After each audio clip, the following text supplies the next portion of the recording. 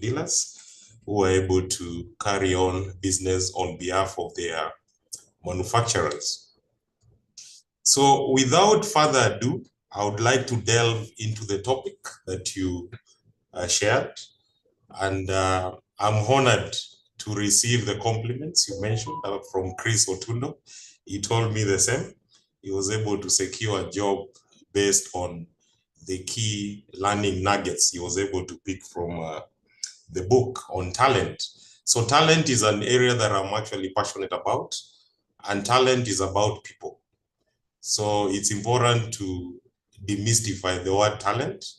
So when we talk about talent, we are basically talking about the skill sets that we have, the diverse skill sets required in any organization.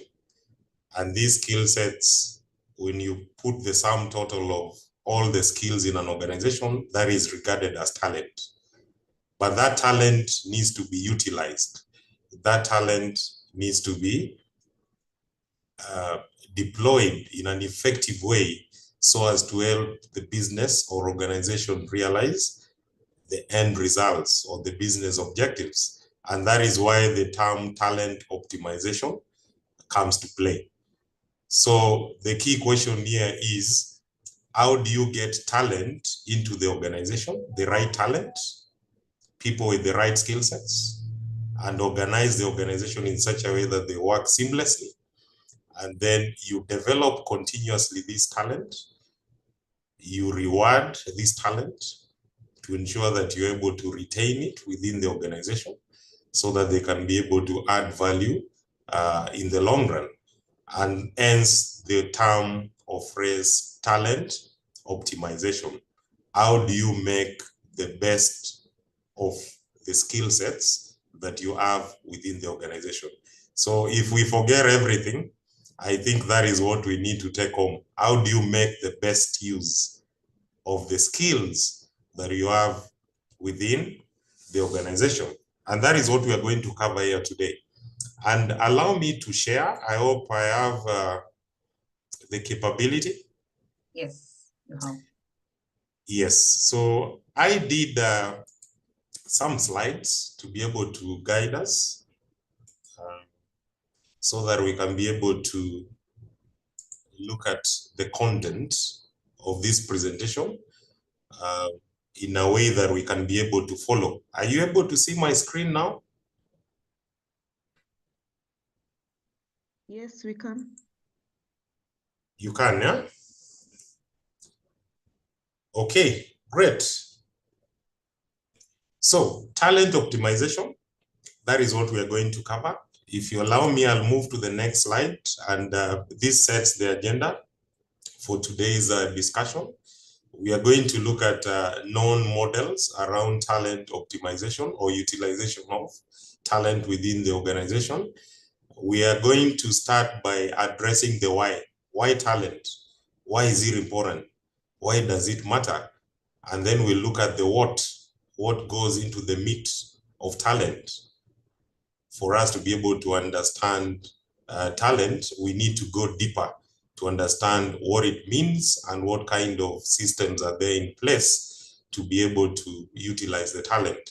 And then I'll share with you a case for Scania East Africa in terms of how we utilize the talent, how we manage talent, the end-to-end process, and then we'll share the final tips and takeaways from this discussion, both from practice and also from highlights from the book that I have actually written, so that we can be able to take away something that we can use as a guide in our organizations. So talent applies even in the private sector, even in family-run business. You need skill sets to be able to run that business. Even if you own a church, even if you're running a salon, even if you're running a school, you need a set of skills. You need an organization to be set up and organized in such a way that the different roles and responsibilities add value to the overall vision and mission of the organization. And that is why talent is important. And to set the ball rolling, there are so many research findings which indicate the promise that talent brings to the table and the inherent risks that are there. And that underscores the reason as to why talent management is actually very, very important. For instance, high potential individuals, these are individuals who perform very highly on their jobs and they have potential to take additional responsibilities. They are 91% more valuable in an organization. So if you have a lot of people who are highly talented, they perform highly and they can take additional responsibilities, they tend to exert 21% more effort on their current job. And then they have a 75% chance of succeeding in roles that are critical to your business. So if you have a business development person who is high potential, they are likely to bring in more business, more customers to the organization, and you'll make more money. That is just an example to demystify that research finding. But the risk here is organizations go in to purportedly identify high potential talent, and then they put them through a development program. But 73% of those programs fail. Why? It's because they missed something in identifying who is a true high potential. So there is a lot of biasness, there's a lot of favorism, and it begs the question, how do you really identify talent right from the onset, right from recruitment, before they come into the organization? So if you fail to identify the right talent and then you go ahead and develop the so-called talent in your mind, then you are wasting resources. It becomes very expensive for the organization because they are not true high potential. Another report done by PwC in 2015 indicated that 16% of organizations that were surveyed had to replace their CEOs externally. So that means internally, there is no talent. It begs the question, how was your recruitment practice to get in the right people so that they can grow within the ranks in the organization and succeed in actually being appointed in key roles whenever they fall vacant?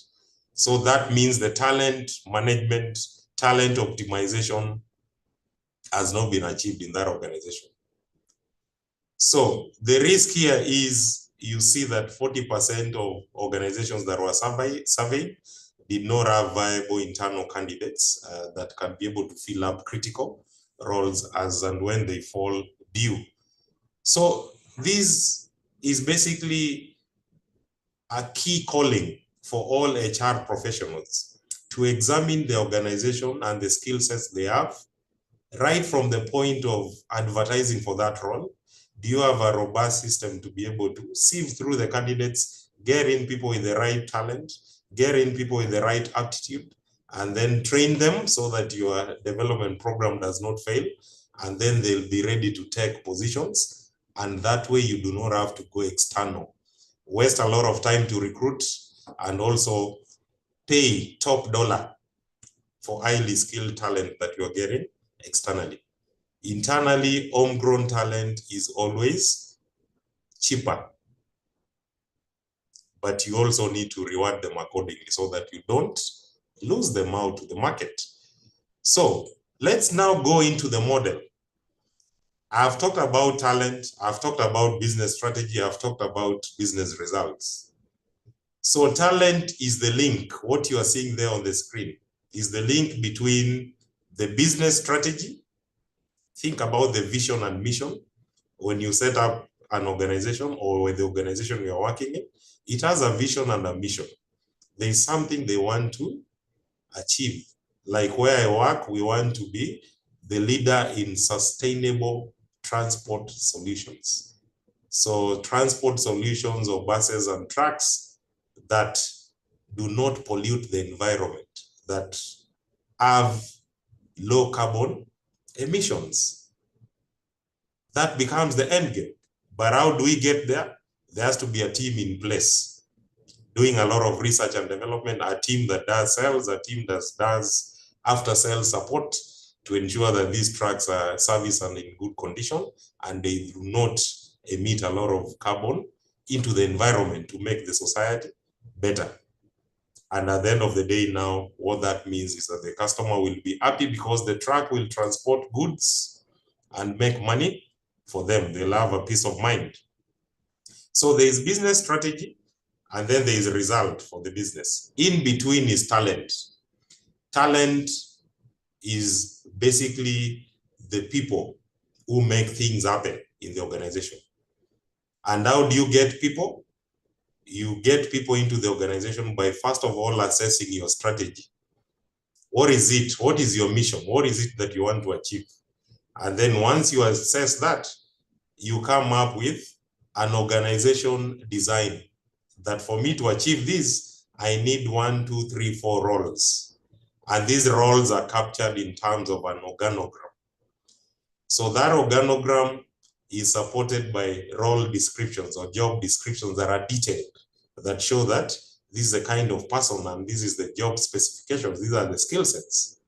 And then you move to the next stage where you hire. So you have to have a rigorous process to hire and attract the right talent. Once you get them on board, you onboard them, you settle them into the organization, and then you start performance managing them to ensure that they have very clear KPIs and they're able to contribute to the business objectives year on year. And then continuous reward and creating a positive work environment where there's growth will keep these staff members within the organization. And that way they will deliver the business results. So that is about talent optimization, where people and strategy meet. The people are in the middle. They're very, very critical. So that is the simple overview of the model, and that is what we are going to talk about. But now I want to go into the details, if you allow me, and I want to now look at key questions that we need to ask ourselves when we talk about talent optimization. We need to ask ourselves from the beginning, as you see, you need to diagnose the needs and then you hire. Once you've hired, let's assume that you hired the right talent, because I'm not going to talk about recruitment into detail. The question you need to ask yourself is, do we have the right talent mix to be optimized? So that means, do we have the right people holding the right jobs? And that means at the point of recruitment, if you have the resources, if you took time to have an objective process, if you took time to do various types of assessments, you'll be able to get in people with the right skill set, aptitude, and also attitude to be able to have the right value alignment with your vision and mission and fit into the organization culture. So once you have the right talent mix, then we ask ourselves the second question: how sustainable are the talent and succession management programs that you have in place? Now, at this point, I want to define talent management, because once you get the organization in, the design of the organization is clear, you've hired, you have performance management in place, people have objectives. Now you need to talk about talent management.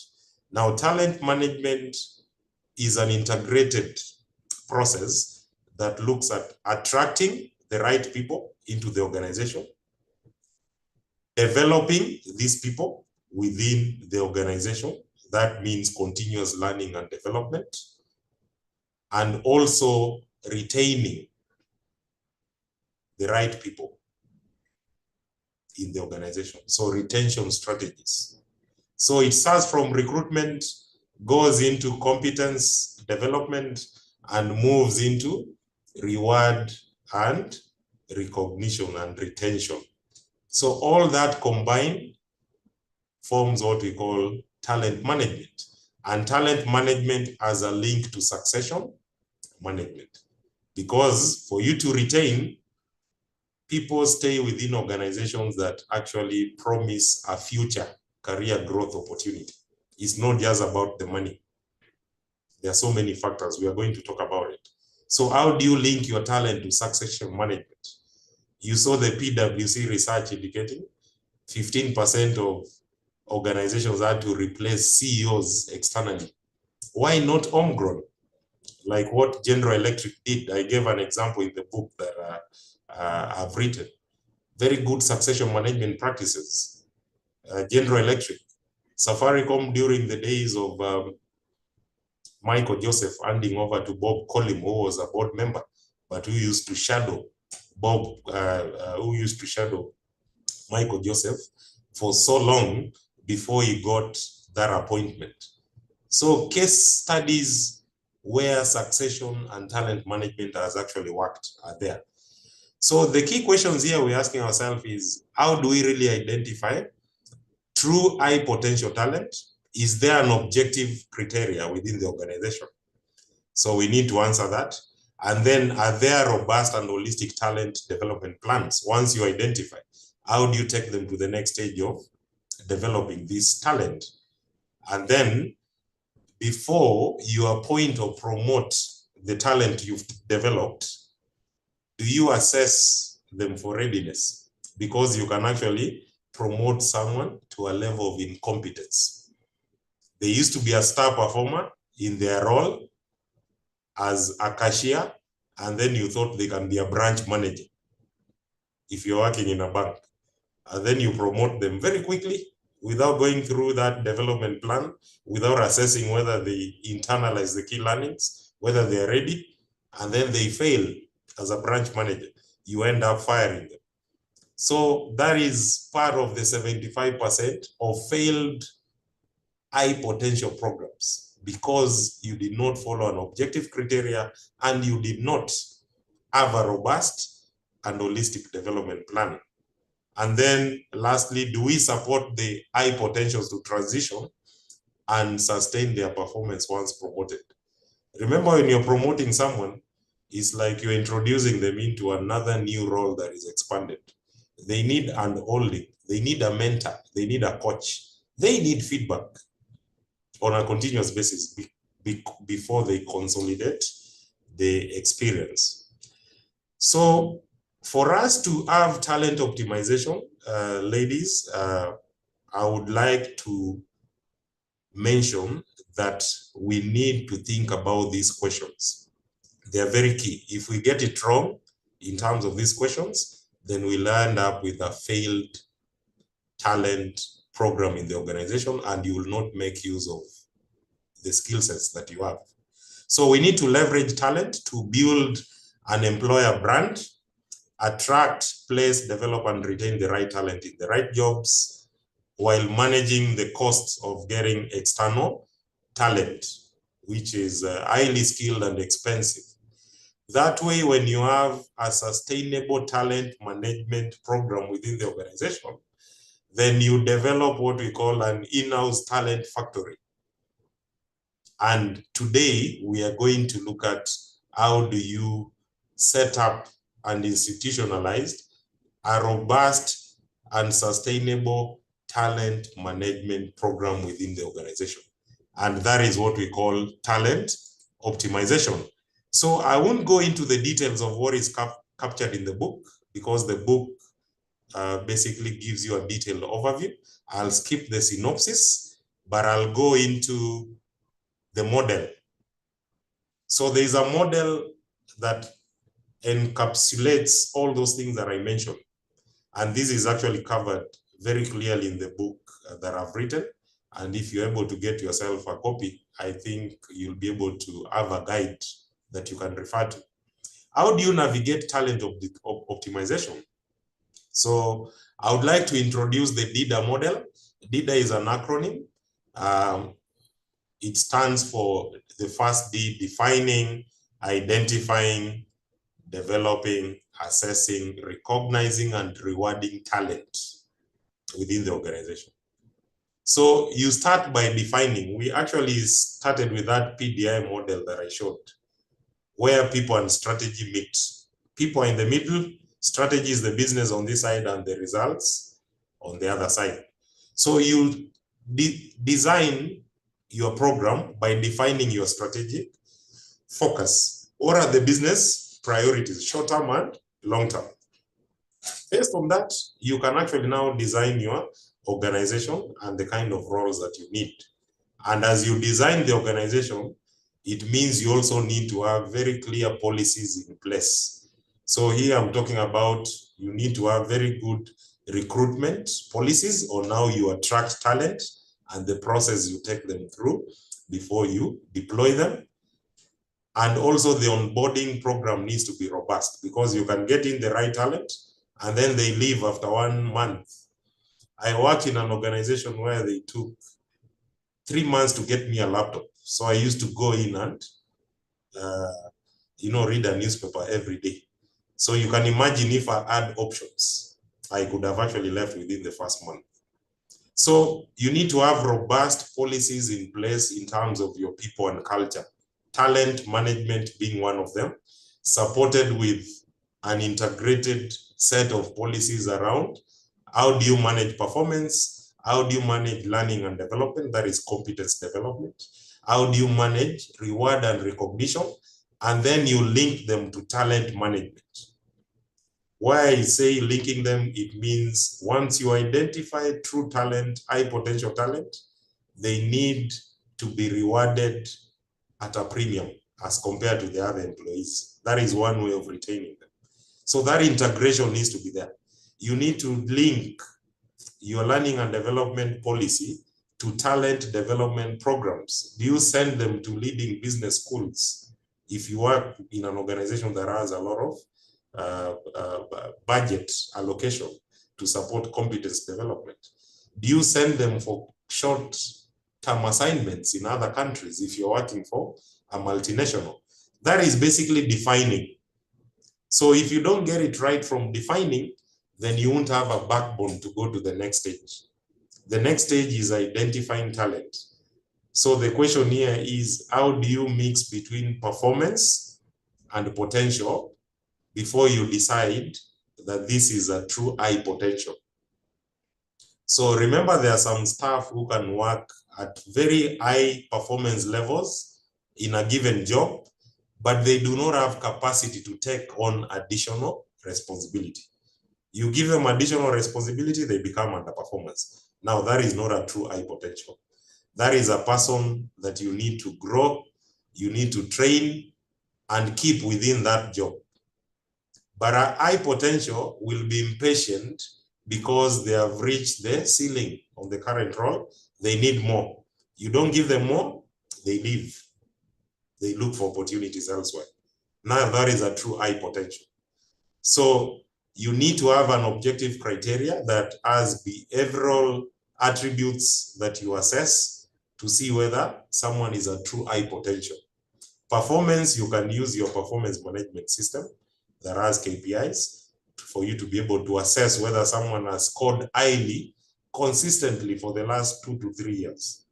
And then you marry these with the behavioral attributes. A high potential is a risk taker. This is a person who volunteers to do additional responsibilities over and above their role, and they excel in it while performing highly on the current role. A risk taker. So they are yearning for more challenging opportunities. That is one of the attributes, plus so many other attributes that you can put in terms of the criteria to identify the true high potential. The third step is for you now to develop this talent. You've already identified, and what we are saying is you can deploy what we call the 70-20-10 model. 70% of effective development, you derive it through the job itself. So what that means is you give someone a stretch assignment and then you guide them to be able to do it. A stretch assignment over and above what they do. So you can imagine, maybe if I want to be the CEO of the MD for Scania East Africa, beyond Kenya, I can be given a task to expand into Ethiopia. Go in Ethiopia, assess the viability, organize acquisition of an independent dealer, and then set up the organization from scratch while doing my day job in Nairobi of running the business in Nairobi, the services and selling of trucks and new buses.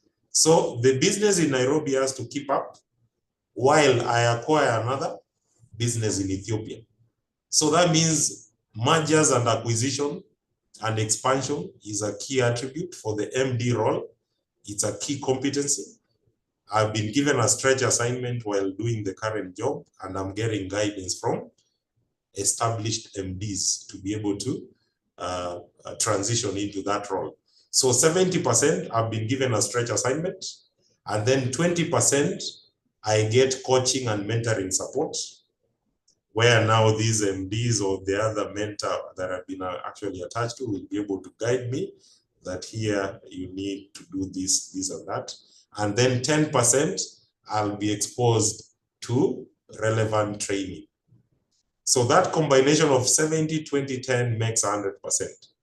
So the tragedy with organizations and development programs for high potentials is that they go to training as a default and they regard that as 100% development. And that is where we fail.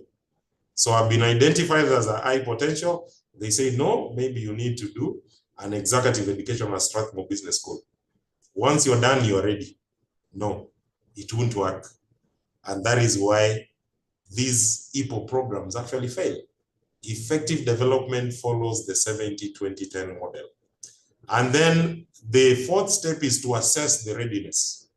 Some people can take 3 to 4 years to be ready, but a true high potential is ready in 12 months or less.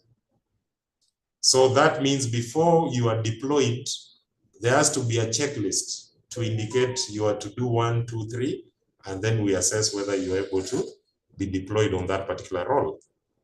And then recognition, we need to have a mix of external and internal factors. I'll talk about that. So you have tangible and intangible factors. So recognition can be in form of monetary reward, bonuses and all that, but they are not entirely effective. You also need to have other intangible form of rewards or recognition to be able to motivate the staff. So that talks about the 2 R's, recognition and rewarding of talent. Now, I would like to give you now practical examples. That is the model.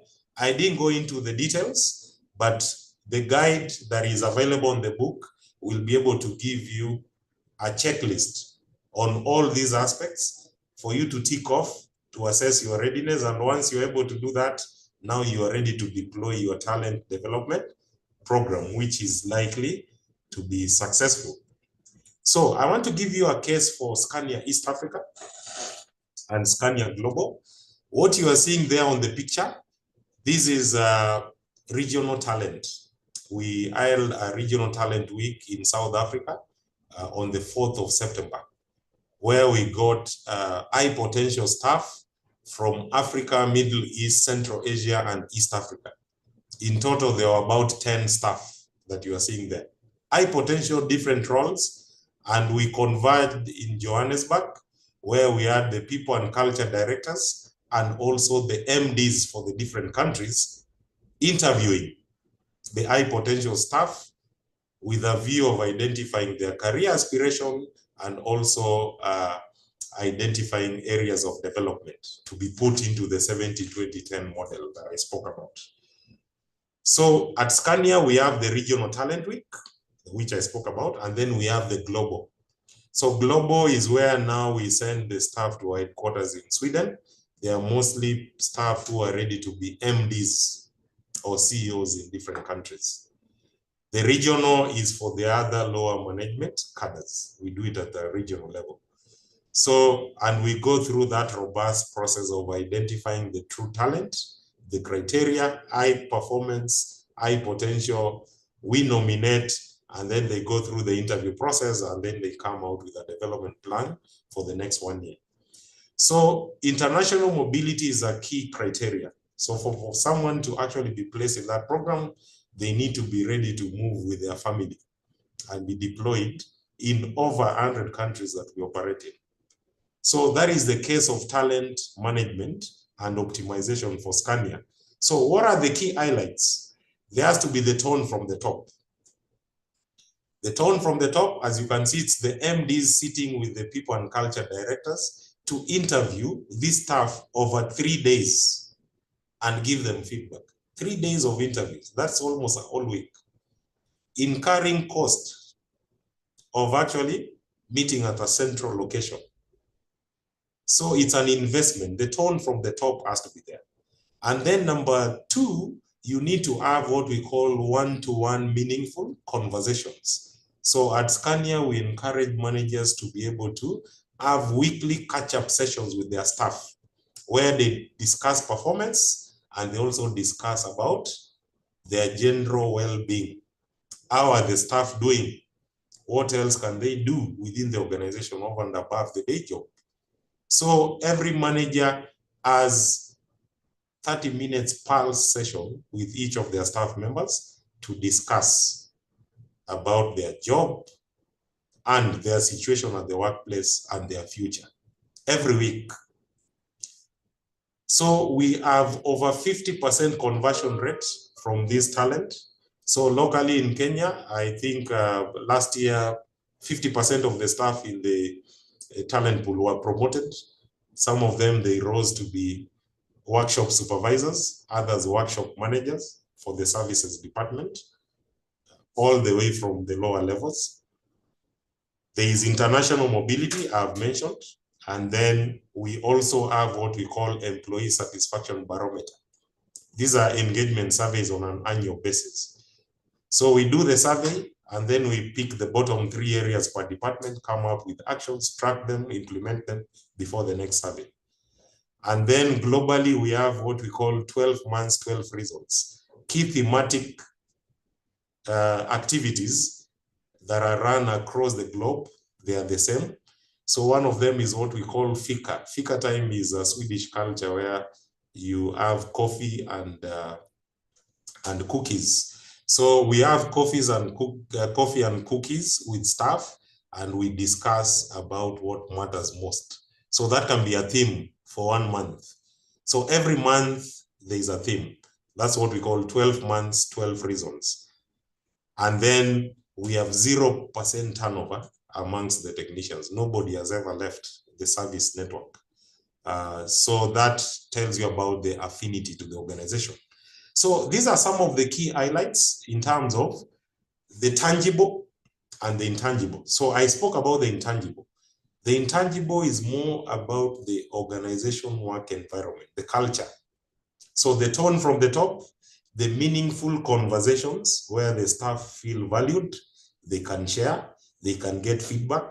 They have 30 minutes with the manager every single week throughout the year.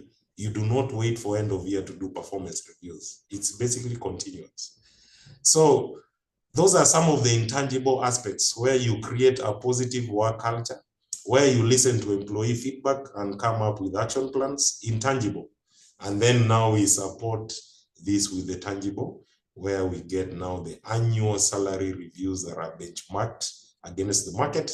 And we also do structural reviews to reward high potential talent at a premium as compared to the others. So if you see the tone of my conversation, I actually was dwelling so much on the intangible reward as one way of retaining talent. Remember, you've attracted the talent, you've developed the talent. The key question is, how do you retain it? And that is how we do it at Scania. So the final takeaways before I hand over to the team to ask any questions is basically the following.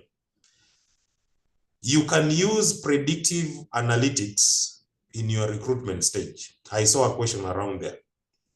So the predictive analytics, other organizations use AI tools, but what we have is a tool, basically an SAP tool, where we are able to key in the criteria for the job specifications for the roles that we are hiring, and then it's able to sieve through and give us the right candidates.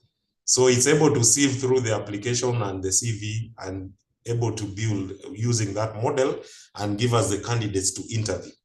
So that becomes the first interface.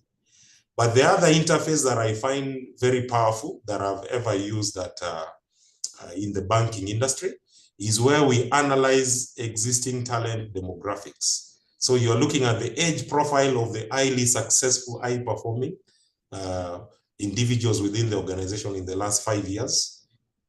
What was their educational background? Yeah. What was their educational background?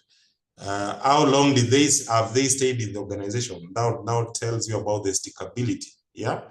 You are looking at the data around engagement surveys to inform the recruitment choices, because it builds a model of the kind of a person that you are looking at. Let's say, for instance, I need an IT security expert. It will tell me that the guys who are performing highly on this particular role have done this and that in the past in terms of their career training, skill training. They have done this in terms of basically the organizations or schools they graduated from.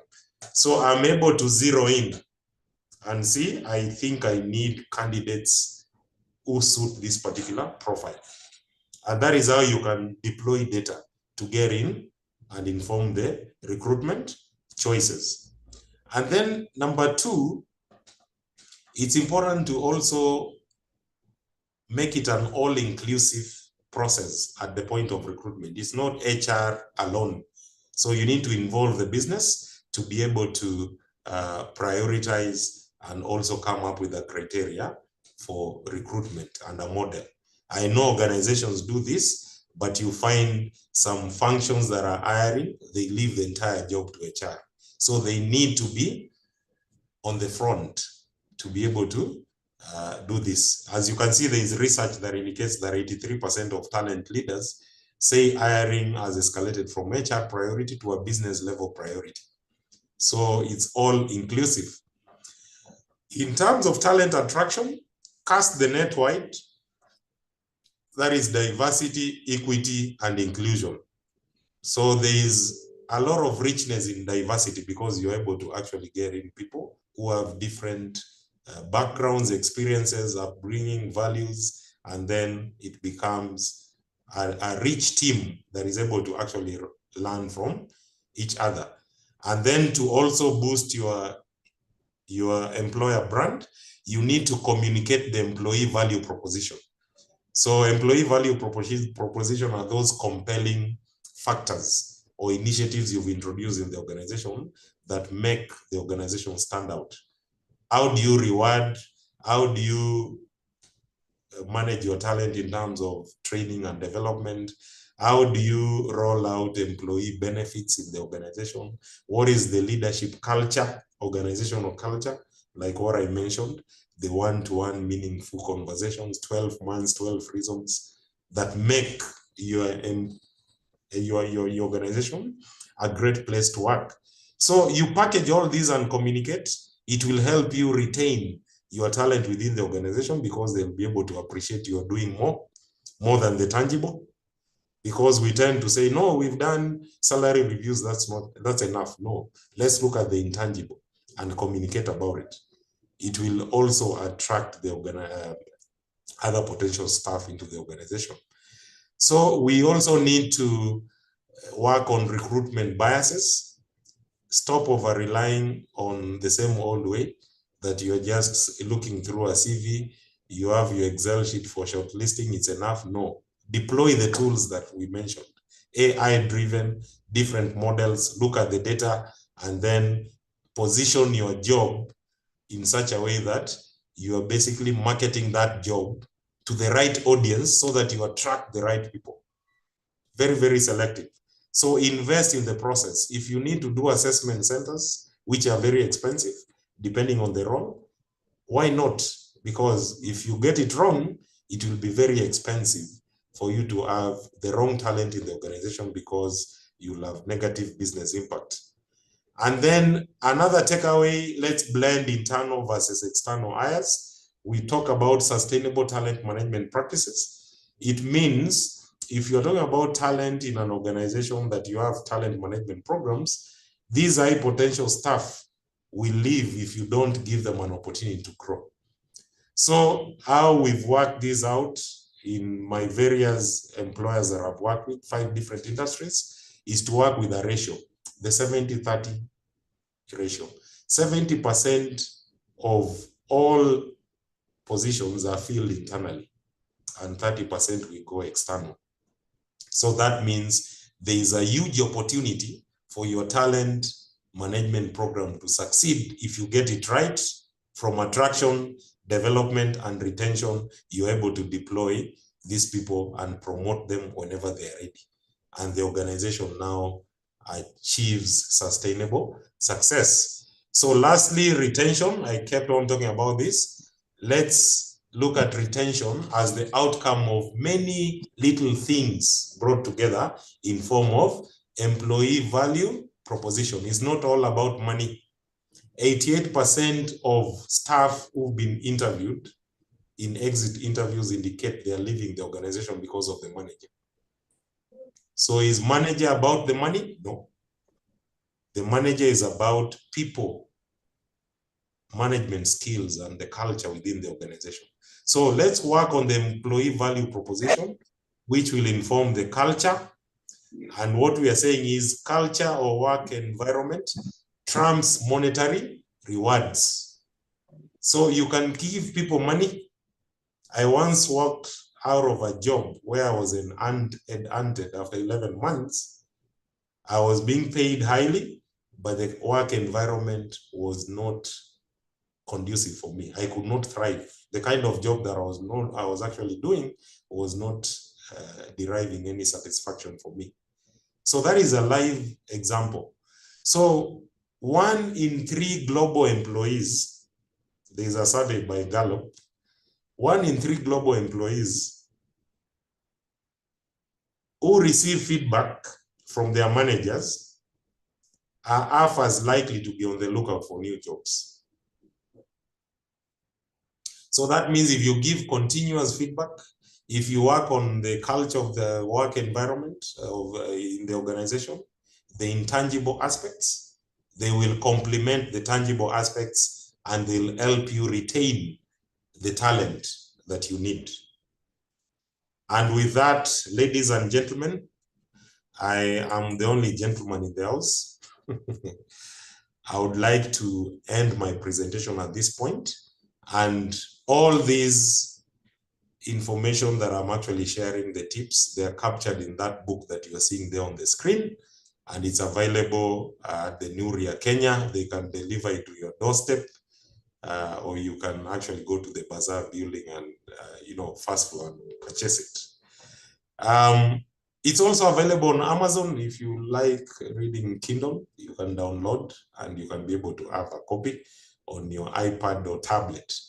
So thank you very much for this opportunity, and I hope I was able to respond to some of your questions, but feel free to engage me.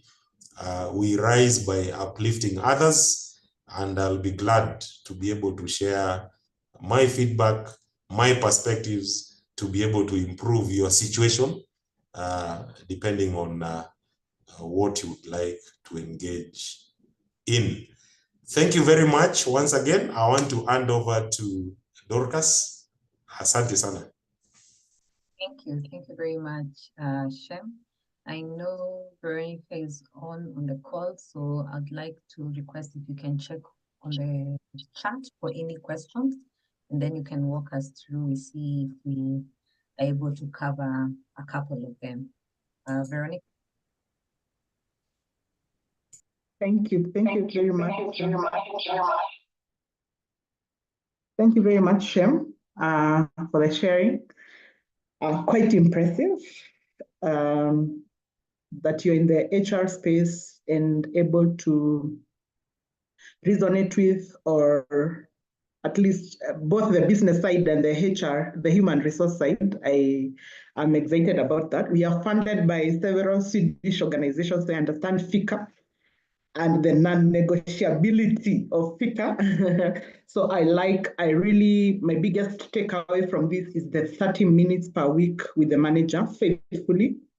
Just as FICA is non-negotiable for Swedish folks, maybe making that a habit or picking that and ensuring that we are meeting with our teams, we are having in-depth conversations, and you're not waiting to ambush them in the name of performance management at the end of a year.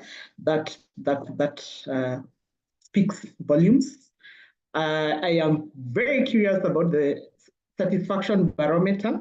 So I'll be sure to get a copy of the book to see what is provided therein. Thank you for sharing that. The impressive, and I see Irene Kipeka has also noted it, the impressive 0% turnover in your technician department, that people are able to faithfully work for you from the time that they're employed to maybe the time that they exit, and not exiting on a bad note. I think that is commendable. Your face really lit up also when you are talking about the convening in South Africa for your top talent team. So that's also like one can tell it's a point of joy for you, just to be able to identify and grow your people. So those are just things that you are noting and observing as you're presenting. I try to read more than is said, or yeah. So for the other ladies, kindly come in and we can put in our question. I had put down a question in the chat. I don't know whether you've been able to see it. What happens when your budget does not allow you to have the right talent mix for the strategic plan that is in place? And I also see Helen Aurora has asked a question: how do you support an organization who has long-serving staff who aren't performing highly? I think they've gotten to the place where they just show up. And I think you gave an example of where you're showing up for 3 months, you didn't even have a laptop. So these ones have been showing up, they have what they need to do, but maybe the role has become familiar. And I can also see Katha Ngai has asked, you mentioned that in a certain group of employees, there is no turnover in relation to this. I'm curious what your reflection is on the importance of turnover in this context, people leaving the organization to effective talent management. So as you're thinking through those three, maybe ladies, just your observation, your comment, or your question to what Shem has presented, and then we'll go to the question. Just give him a second or two to internalize the questions, and then, yeah, we can have you respond. So Olivia, I'll allow you to unmute and speak if you are able to. Yes, definitely, I can do that. Good morning, everybody, and thank you. So my takeaway, I mean, I'm just sitting in this session and I'm thinking, wow, we can pay an employee very well, but if the culture is wrong, like you're saying, you won't stay there an extra day if you had another option. And that is interesting because sometimes you say, okay, maybe I don't have enough budget. I don't have, that my company is struggling. We're not in a very good financial place. But I'm just thinking about it from the perspective of saying those intangible things, that 30 minutes that I get to have with I'm sure to have a session with the MD for 30 minutes is a big deal because the MD must be super busy. So it's those intangible things that we should leverage on. And for me, I think it's really fantastic. And also the idea that you can promote someone into incompetence. I just want to fill the slot. I take you, I plant you there, and I move on. But before I know it, it's too much. I dropped you there and I moved on. I didn't give you the resource. You don't have any responsibility, and I've not assessed whether this is something that you're able to do. So for me, this 1 hour has been worth it. It's been fantastic just to say, what can I do within my space? So those are my 2 takeaways. And I mean, I'm really happy that I made time to join this session. Thank you. Thank you, Olivia. Irene, maybe just you can capture your thoughts, and anyone else that can raise their hands, I'll be able to pick you out. All right, thank you. I really wasn't going to say much, but I'm actually also very happy I joined. And like someone says, it kind of makes you think, okay, so what kind of a culture do we have in the organization? Because a lot of times you'll find people give you the impression that they're leaving because they're not being paid well enough. But I think this is just a reminder that we need to be careful to identify the kind of culture we have. And hopefully it is a good culture that will make people stay. Because again, you realize when you talk about people spending time with their managers, again, it begs to the question, what kind of manager did we promote to be able to take that position so that people can be comfortable to talk to them? Maybe this manager is those people who are like, now I'm a manager, mtaniona, you know, finally I'm not in your league, watch me do my thing. So this for me is really, really nice. I'm so excited about it. And Bwana Shem, asante sana, and God bless you. All right, thank you. Thank you, Irene, for those thoughts. So maybe Shem, you can take the first question, then we'll interject with a comment from one of the ladies. And then, oh, sorry, Seraphine, please go. I think she had unmuted, and then we'll have Shem take a question.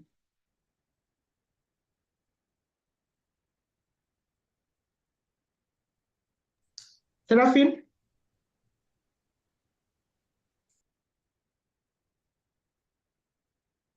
All right, Shem, please go. Okay, thank you very much, and I appreciate the feedback. It's always good to hear that you can pick one or two nuggets here and there. Learning is an everyday experience. Yeah, no one knows it all. You can pick one or two things from one organization, and your bucket will be full, and you'll be able to make a difference in your organization. So what happens when your budget does not allow you to have the right talent mix for the strategic plan in place? So there was a question that was asked to a CEO by a CFO that training is too expensive. Yeah. So, and the CEO posed a question and says, so what happens if we don't train our people and they stay? The whole organization will sink. So the tone from the top, again, as I said, it's very important. We need to get buy-in from the top. Those are the resources that you need in terms of budget, in terms of time, to be able to fund the programs. So what happens if the organization is not doing that well? So there are also some other ingenious ways that you can think of. I've actually deployed these elsewhere when we got budget cuts. I used to work in a bank where budgets runs into hundreds of millions. So one time there were some austerity measures and it came down to less than 50 million shillings. So that means you're taking a nosedive in terms of your development programs. So what we did is we invested in internal subject matter experts. So you identify experts in different functional areas, technical areas, and then you give them in-depth trainings in terms of instructional techniques and design. And then they are the people now to train the rest of the staff. So that means if you got in the right people into the organization, learning and development becomes continuous, even if you don't have budgets to go external. Another way is to deploy the learning experience platforms. Nowadays, they are very intelligent. It's an e-learning platform. It does not have a static set of programs there. You go in and it asks you, what do you want to learn today? So it picks from a large repertoire of learning programs that are very short and focused, less than 10 minutes, and people continue learning. And then the last response is, how do you get in the right talent if you don't have a budget to be able to do a robust recruitment process, maybe that has assessment centers and all those things. Yeah? So as I said earlier, if you involve the internal subject matter experts in the recruitment process, they can be able to help you curate a process of actually attracting people from the right target audience based on that data that sits within your organization. It's able to tell you, this is how to position the role, and I'll position it to these particular institutions or this particular audience. I'll attract these people, and then we'll be able to have maybe some sort of competency-based interviews or homegrown assessments that you don't need a consultant, and then you get in the right person. use the internal subject matter experts to train them, and then use cost-effective learning and development digital platforms to enhance the classroom-oriented training. That way, you'll still keep afloat until the business starts performing. But the tone from the top and how you sell it to get management buying is actually very, very critical. I hope I've answered the question. Yes, you have. Thank you for that. Yeah, so I can, allow me to pick on Emma, just for your insight, what you picked, and then take a breather and can go to the next question. Emma Wanjiru. Hi, yes, Veronica. Yes, just your insight about the session. Is this your 1 hour worth, your time? Then we'll proceed. Yes, I enjoyed the session, and the best part I felt like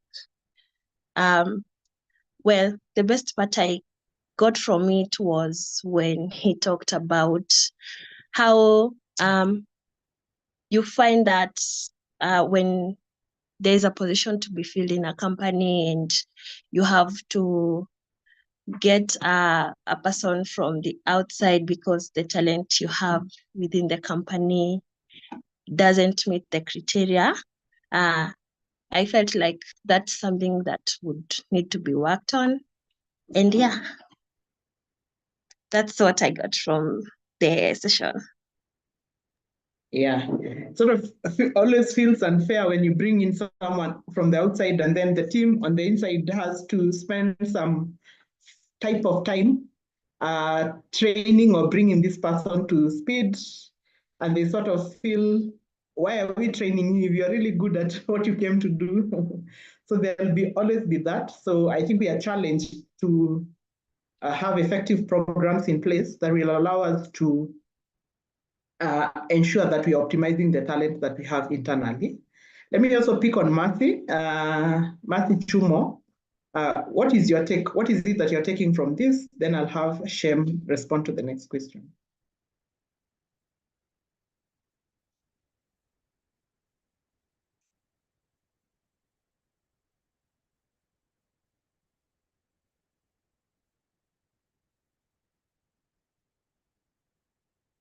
All right, as she gets ready, Shem, you can go, and we'll stay alert, ladies. Any of us will be given an opportunity to speak. Thank you. I'll go to the next question, and I think if you allow me, I'll answer it together with the third one. How do you support an organization who has long-serving staff who aren't performing? And then, so that calls for a performance management system that works. So the performance management system is anchored on performance management policy.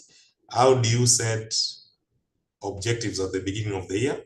And how do you track performance so that you have some source data to indicate whether an employee is actually performing or not? And with that, you have the basis of actually now having a conversation with the staff. So here I'll talk about a process that we have. It's called the performance improvement process. And I'm sure you have it in different organizations where you're working, but this is how we do it. It starts with performance counseling. You actually start by having a conversation to understand the reason as to why the staff is not performing in the current role. Maybe they're in the wrong job. Maybe they do not have the right skill sets. Or maybe the work environment is not right, how they are being managed. Maybe they lack the resources.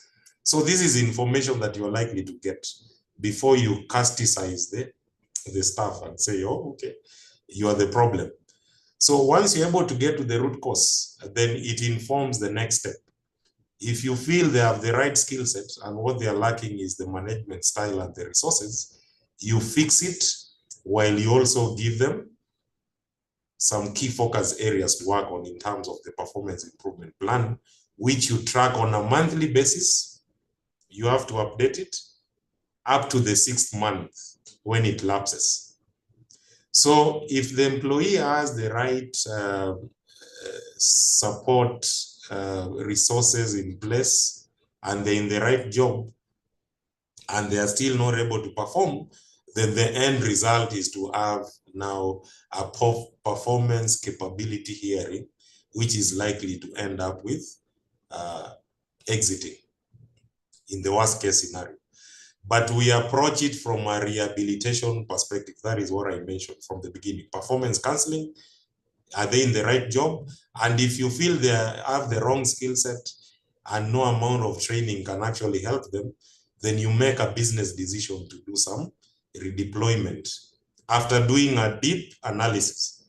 Otherwise, you'll send a signal that I can underperform in this role and I'll still end up being redeployed elsewhere.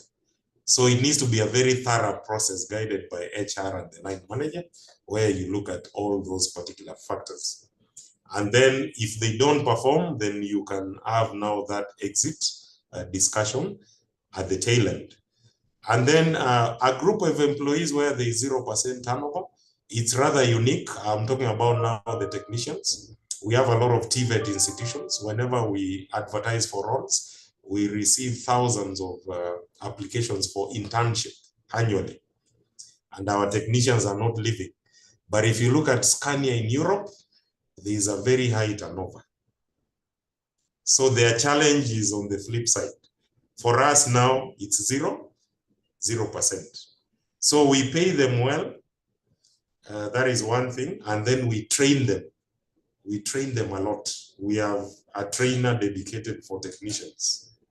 So they receive a lot of training. The reward is good. And that is why you are seeing some 0% turnover in that particular category. So the challenge that we have is, how do we get more jobs into the service network so that we utilize them fully to be productive? And we also look at expanding to recruit more technicians who are readily available in this market. I sat in a regional forum for Scania, and I told them, I think I need to start a business division for exporting technicians from Kenya, so that we bring them on board, train them the Scania way, and then we work out modalities of exporting them to Australia, to UK, where they are paid more than directors. Mark my word, they are paid more than directors in Europe. Because those skills are scarce. Nobody wants to do that job. In Kenya, it's a blue collar job, but they are paid actually top dollar. So we have a different type of a challenge there. And what we do now is to ensure that these people are engaged. And if they are not productive, we need to performance manage them, because you can end up having 0% turnover. And if you don't look at the productivity, you are basically carrying non-performers in the organization. So that is why performance management needs to be very, very effective for you to enjoy the benefits of 0% turnover. Thank you.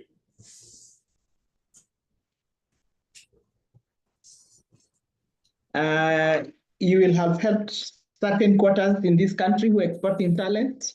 So maybe it's something to actually take seriously. I know you are saying it on a light note, but yeah. So maybe just a quick one before Angie Macharia comes on. Have you found a situation where the 30 minutes with the manager, there was nothing to talk about, or maybe the relationship wasn't right, and so is that an opportunity to address those issues, or what has been your experience with the 30 minutes meaningful conversations? Very good question there. So it's not all rosy. We've received challenges where managers are not talking to their staff. So staff are reporting that this is not happening in our department. And also managers are also reporting not being respected by certain staff members in my team. So we've handled that in form of a grievance. What I'm telling you is a live case. So it's not hypothetical. So we've handled that. That is now to be able to handle that grievance, because it means there are some underlying issues, relationship issues. And then to anchor it as a culture, we've also embedded these into our management capability development program, which is homegrown. So at Scania, we have our own academy. So the academy is the one that actually comes up with leadership development programs, the technical programs, the sales programs, commercial programs, everything.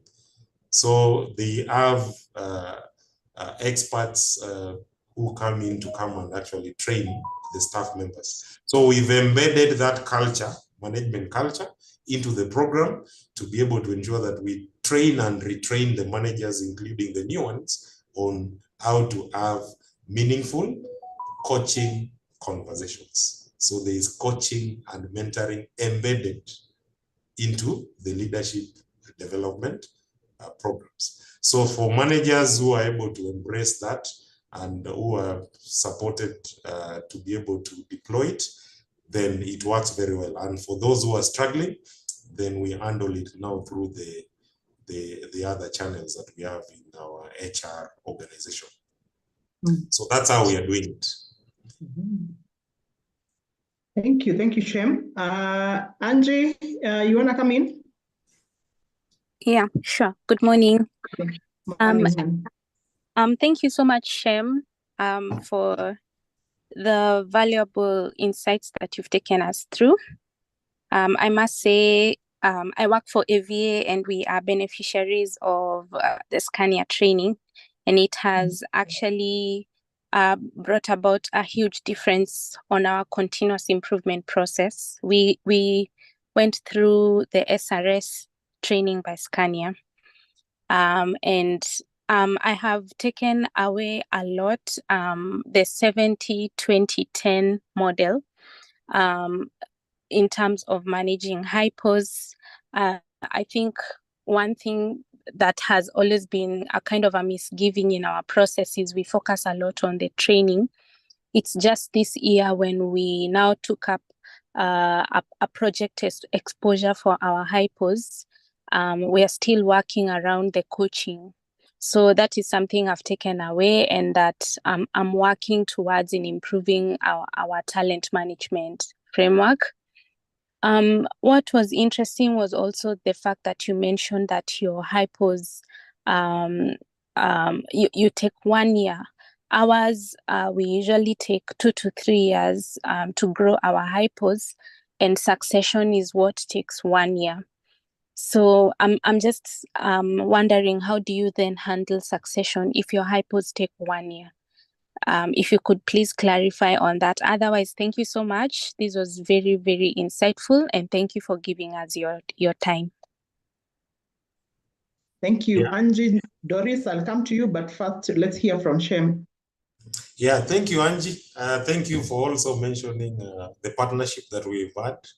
AVA, for information of the participants, they assemble our trucks and bus chassis at Mombasa. We ship them in containers. So those components are put together by the technicians there, and then a truck drives away. So good work, thank you for that. And then we sell it. So we sell it and we service it and ensure that the customers are happy. So the high potential program is anchored on the premise that it's developmental. That is very clear from the onset. And then as we also classify the high potentials, there are those that take 1 year, there are those that take 2 years or 3 years to be ready. That's what we call now the readiness aspect. So how it's anchored and also pitched is that we deploy, or you are promoted, based on a competitive recruitment process and availability of vacancies. So that means being in an EPO program, if you are ready within 1 year, it does not guarantee promotion at the end of that particular year. So you'll continue serving in that role. You can be reviewed as talent the next cycle again, and we stretch you with more assignments. And that is why I mentioned the conversion rate, 50% in Kenya. So we've actually had opportunities coming up, and we've been able to now to convert and promote these staff members. So what we do is that we also now look at the international mobility and the positions that are available. So for those who are at senior level, now they can actually be able to be deployed in other markets. And if we don't have that, we send you for a short-term assignment to keep you engaged. It can be 6 months, 3 months in another market. So it's a blend of all those things to try and keep the employees engaged. So for your information at Scania, when people introduce themselves, they start by saying how long they have worked in Scania. So if you look at all over the world, you'll find guys who've served 15, 20 years, 30 years. And from 10 years to 15, 20, 25, you are actually given a prize for long serving. So the stickability is at another level. I'm probably the youngest in this organization. I've been here for 2 years, 11 months. So when people introduce themselves, I'm like, okay, I'm still a baby in the Scania world. But it tells you about the retention strategy and the patience, the staff, and the trust they have that they can grow, even if it doesn't happen within a year or two. Angie, I hope I've answered your question. Yes, you have.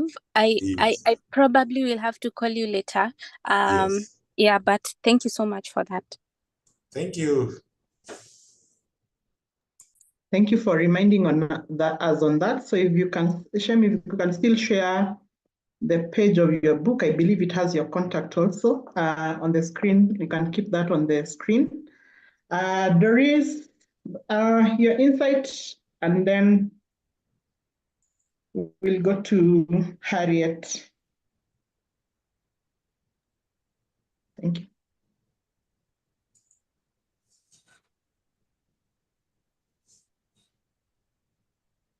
Doris, gone?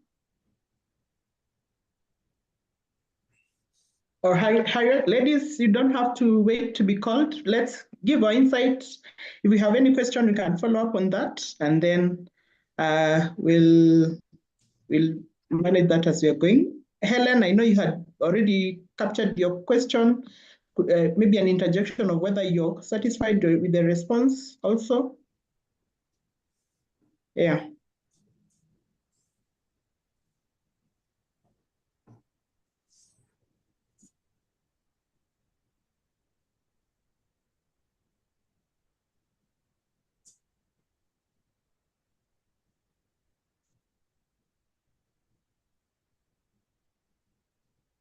All right, we don't usually have silent moments.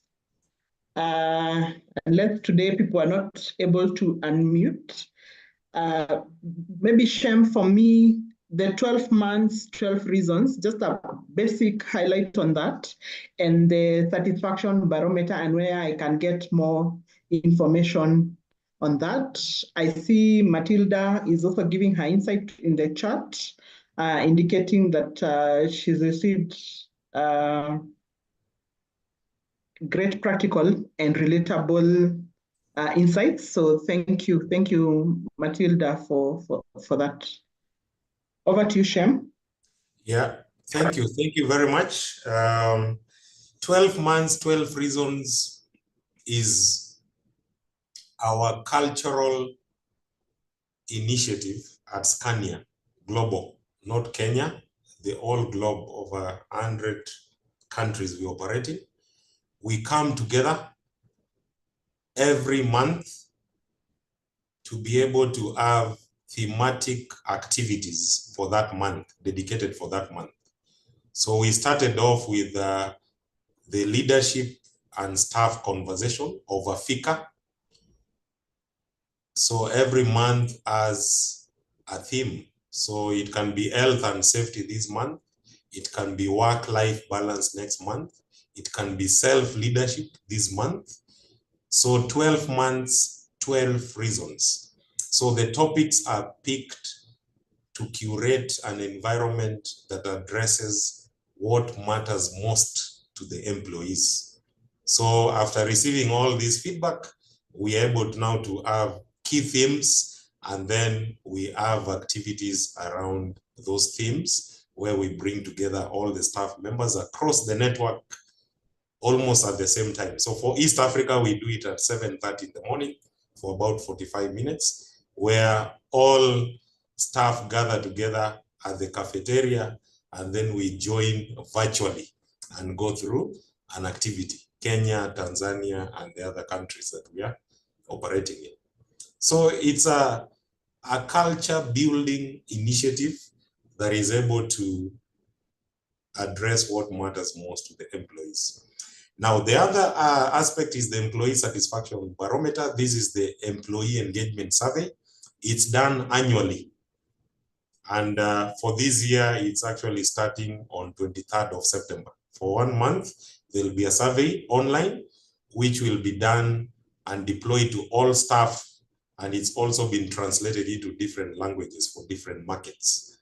But the key thematic parameters, areas, key questions are the same. So once you receive that, you get a score. The score needs to be above 80%. That is the ambition. So if you have less than 80%, you go in and slice the feedback and come up with bottom 3 areas, and then involve the staff members to come up with key actions to address the shortfalls. So the action plans now will be put into a tracker, and then we report that at the top management level and also at regional and global level in terms of action plan tracking before the next survey. So for Kenya, we've actually hit that target above by 5 points year on year for the last 3 years. And how we've done it is basically involving the staff to be able to come up with the key actions, and then we go back and communicate the achievements on a quarterly basis on how far we've come. You'll be amazed that some of the feedback the staff were saying, no, we need team building activities, the things that people take for granted. And then we started organizing team building activities, which bring together smaller teams together before the build up to the end of year party. Because they were saying, no, end of year party, that is too far. Why can't we have Saran activities here? Some Zumba, some aerobics, some football. So key things that matter to the employees. They also speak about resources, work tools and resources. Others speak about the need for trainings. Others speak about the need for growth in terms of career growth and development. Others gave us feedback about how our managers are not equipped to have meaningful conversations, coaching. And that is how the leadership capability program came about, to be able to address this over the last 3 years. So it's an annual survey that is done across Kenya, and it's actually tracked at a global level for people and culture. It's one of the key metrics that we need to track and report. So I hope I've answered your question. Yes, you have. Thank you. Thank you very much. And this has been very, very insightful. I want to capture, I don't know whether Matilda is able to capture her sentiments also in person, or I can read what she has written. Matilda, do you want to take it? Yes, sure. Thank you very much. Yes, yes, yeah. I hope I'm audible enough. Yes, you are. Great. Thank you, Shem, for this very insightful session. And one of the key takeouts, which I think it was Olivia who asked about, what if the meetings don't add value, the one-on-one? As we roll out the Hypo program, I think it's also very critical to identify the right mentors and the coaches who believe in the program and understand what the end game is. Otherwise, if it's also not an open process on picking the mentors and the coaches for the Hypos, it will be a self-defeating process. That is where you find there's a session going on, 30 minutes, and clearly the Hypo walks out wondering, what value did I get? So it's also important to invest in your mentors and the coaches. Thank you. Thank you, Liz, for, thank you, Matilda, for that. I see Liz has also captured her sentiments. Liz, if you can just verbalize them. We are on the tail end. We'll have just 2 minutes, and then we'll be able to close on this. Okay. And for the quiet ones, you can use an emoji to give Shem feedback. Was this session of value to you?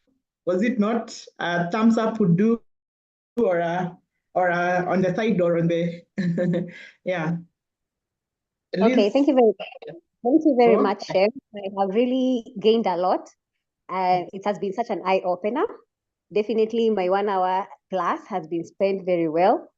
So just to verbalize what I have written, I would really like to capture on the weekly catch-up meetings with the staff from the management and just discuss about their jobs and their situations at the workplace.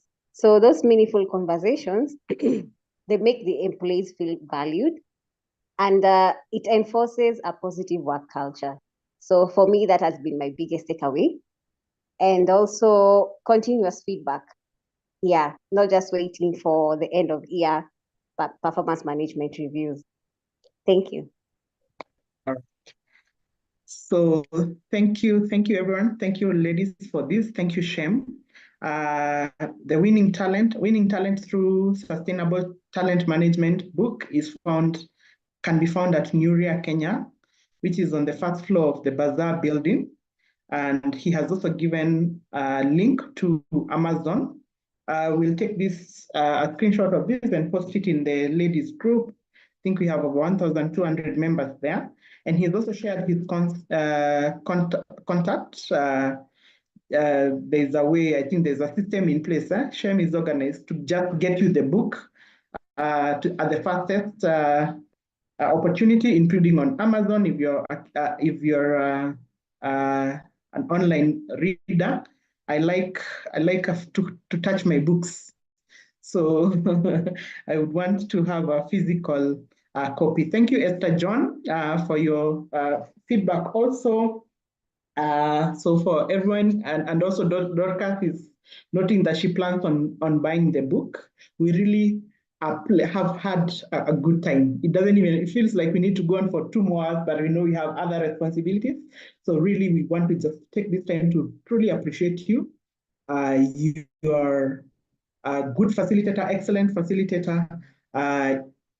You tell this like it's a story that you have lived, so it's easy to relate with, and it's easy and it's a joy to listen to you. So thank you for that, and thank you, and keep growing and scaling the heights. And may God bless you and cause you to excel. With that, ladies, thank you for giving us your morning. Go enjoy your fika and have a wonderful time. Thank you. Thank you. Bye-bye. Bye. Thank you. Thank you, everyone. Thank you. Thank you, everyone. Bye-bye.